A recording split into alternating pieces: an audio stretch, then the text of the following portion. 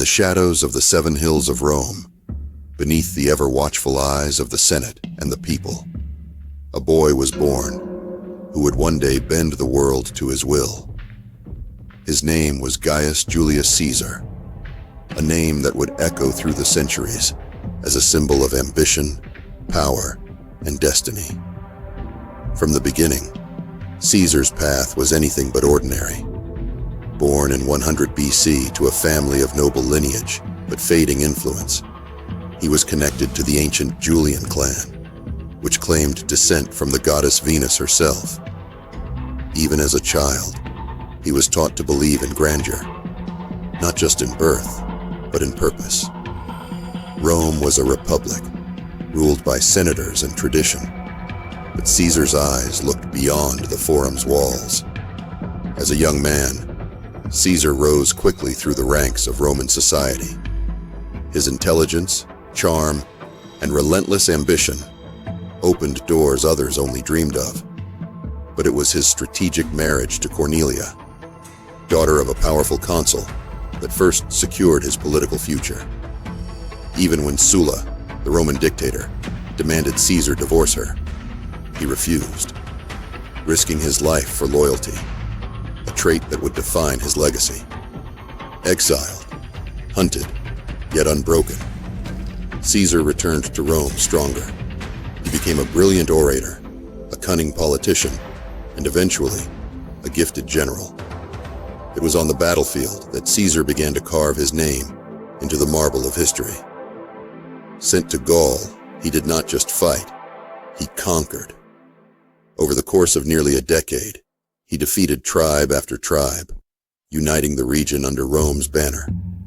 His Gallic wars not only expanded the Republic's borders, but made Caesar a hero to the people and a threat to the elite. The Senate watched with growing fear. Caesar had wealth, soldiers, and the undying loyalty of his men. They ordered him to disband his army and return to Rome. But Caesar, knowing that stepping into the city without protection would mean his death, made a fateful choice. He crossed the Rubicon River, sword in hand, declaring, "The die is cast." It was not just a march. It was a declaration of civil war. What followed was a tidal wave of history.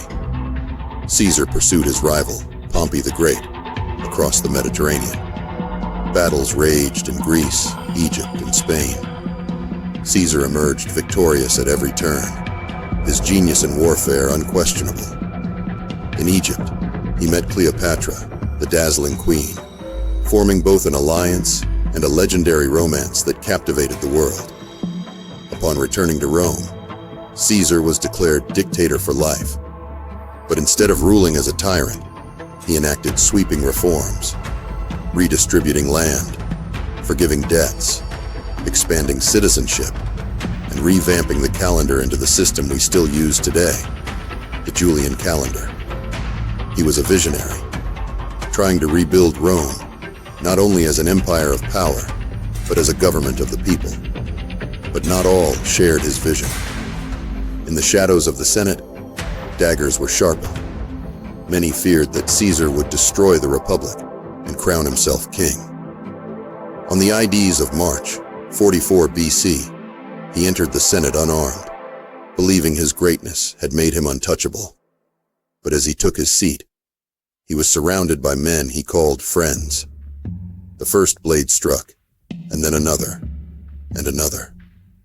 23 stabs in total. As the final blow fell, Caesar looked into the eyes of his once loyal ally, Brutus, and whispered, "It too, Brute." Julius Caesar fell not on the battlefield, but at the heart of the Republic he had fought to reform. Yet even in death, his power only grew. His assassination plunged Rome into chaos, birthing an empire in the ashes of a republic. His adopted heir, Octavian, would become Augustus, the first emperor, ensuring Caesar's legacy as both the end of the Republic and the father of the Roman Empire. His life was a story of ambition, genius, love, and betrayal. But above all, It was a reminder that even the greatest men are still mortal. This is the story of Julius Caesar, the general, the reformer, the legend. A man who dreamed not just of ruling a city, but of transforming a world.